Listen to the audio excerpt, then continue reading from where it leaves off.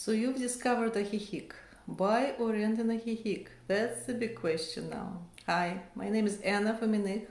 I run this channel, Healthy Living in Ajijic, and I would like to, give my personal experience of trying to buy and renting in different locations in Ajijic, and how I have discovered it.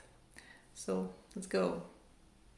So when I say Ajijic, I actually mean lakeside, because Ajijic is a village, a small town, Pueblo Magico, on the shores of Lake Chapala.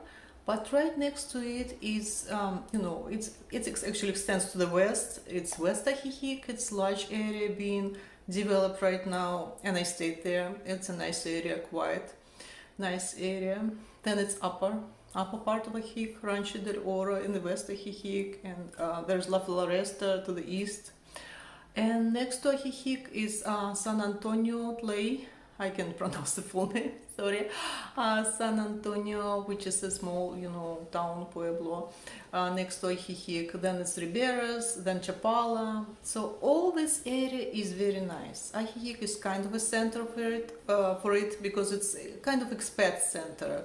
It has Lake Chapala Society, which is a wonderful place to take classes, to meet people, to get information about how to get your driver's license, how to settle. You can look at the board there and rent, look at somebody posted an ad and rent. My friend found a nice place like this. It's center of expat community, but not only this, you meet people everywhere in Ajijic. Right next to Lake Chapala Society is El Gato Fair and Estrelitas. It's the same basically place. And they have breakfast for people who stay there, and I mentioned it in my previous video, where to stay in Ajijic. I'll try to link it here. So when you come first time, I would recommend to stay in the nice hotels where they have breakfast, where you can meet people, socialize, and learn more about the area. If you come 3-5 days, that's the best. Either Estrelitas or La Nueva Pasada, Casa del Sol maybe too. That's places I personally know, and also they have Hotel Suites. I don't remember the exact name. On the Center Plaza in Ajijic, where I stayed one night when I had to, there's several places to stay when you come first. It's always Airbnbs. I personally mostly stayed in Airbnbs all around, the Ajijic area, not further because I don't have a car. And that's another thing, When you consider where to rent, whether to buy in Ajijic, it's important to think whether you're planning to have a car. And we're talking about long term, When you just first come to stay, it's no question, Estrelitas, La Nueva Pasada, all this central Ajijic would be the best.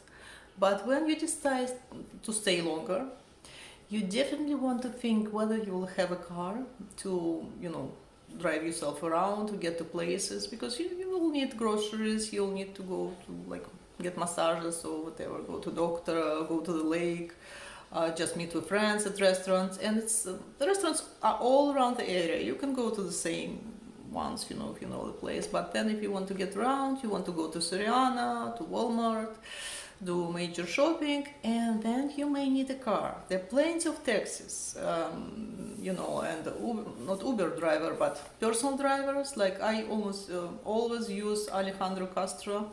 He is a very nice driver, and he became a friend, helps me keep my stuff over winter sometimes. Don't tell anyone. He can't keep for everyone, but he is a nice person who helps, and his wife Luz. They are nice people who are, available to help you if they need. There are several others, but he was my first friend in Ajijic. Basically, I found him through the Ajijic group, and he's been a friend ever since. So that's nice about the local people. Once you befriend them, you can always rely on them. Almost always rely on them. So our first ever visit to Ajijic, we stayed in a nice villa. We didn't know about Ajijic almost nothing. I found it actually on YouTube. by JC Travel Stories. I never thought I will have my own YouTube channel, but here we go. So I found JC Travel Stories, and I thought, what a nice place to go in summer from the heat. Like, we live in Nashville. I'm now at my home base at Nashville, in Nashville, Tennessee. And summers are brutal here. It's almost everywhere in southern United States. It's very hot and humid, and you can go outside in daytime. So we're looking for a place to spend like 4th of July. Wanted to get away with my son just to see the world, and then we found Ajijic. It's cooler in summer than most of United States. It's not humid. It's nice, and we came and we couldn't believe it. First I found a villa on not Airbnb but another site. It was like $80 per night, I remember. It was 2019. And we were surprised. It was several times cheaper than anything we saw of this kind in the United States. So we went for it. We decided to check out the place and to enjoy a nice location. And it was really, really nice. It was just 2 houses upper from above the Malecon. And of course, it was unusual for us, so we kind of were a little bit apprehensive staying first 2 nights there. But then we went to Malecon, and it's so nice. We just discovered the place and loved it. And on actually 5th day of our stay, we talked to realtor, because I thought, oh, we should buy this place, like vacation home. So we even talked to realtor, and a lot of people I learned on their first visit, they actually buy. They not only talk to realtor, but they buy their first house just after staying several days in Ajijic. That's a phenomenon. It's amazing. So on our next stay in Ajijic, a friend recommends Steve Cross, a realtor, well-known realtor in Ajijic, very nice person. He is very involved in Ajijic, in community there and charity causes and dog rescue and all this stuff. Nice, reliable person. And we actually looked at the houses with Steve. He was very good. He showed us 4 houses, and each one of these 4 houses could have worked. So thinking about even buying, but then the 2020, this stock market kind of crash happened. So I was glad we didn't buy at the time. And then the COVID started, so we kind of hesitated and then didn't buy. But basically a lot of people during the time, my friends, they bought and didn't regret. And I'm reading in groups, a lot of people settled during the time in Ajijic. But since I'm not retired yet, and my son ended buying in Florida, and my husband still works, so for us we're still kind of looking, and I'm learning more to share with you guys and for myself. So I found 2 more really nice realtors. Amanda Turner, I posted a short video with her at properties actually now for sale. And look at the numbers. So currently in United States, where we looked at, like 600, 700 would be the price to get a house. Just normal house, regular house. And just it would be like 3 bedroom, 2, 3 bathroom in Ajijic. For that money, you can buy like whole estate. And look at this short video I posted. It's just the main house. It has several rentals. It has a small pond in the middle. It has large, square footage. Whole property has large square footage. It's amazing. So consult with Amanda. I'll put her information under this video. She also runs Estrelitas. That's how I know her. Alligator Fair. That's how I came to know her. Her first Alligator Fair was like magical place, and second one too. So she has a good touch with how she runs her, her coffee shop, and then she runs the hotel. And she cooks, she makes breakfast every day for this hotel. Night before she bakes and stuff. She's really good what she does and everything she does. So she is. And also there's Joanne Sloan. She is a Mexican mentor. So I'll put screenshot of her here, of her information. So I also talked to her, and she's a friend of a friend. So I know her too. And she gives seminars on how to buy a house in Mexico, how to approach it, what should you know before, what should you think about, consider your options. So these 3 people, like Steve Cross, Amanda Turner, Joanne Sloan, I can personally recommend, but there are many, many more realtors.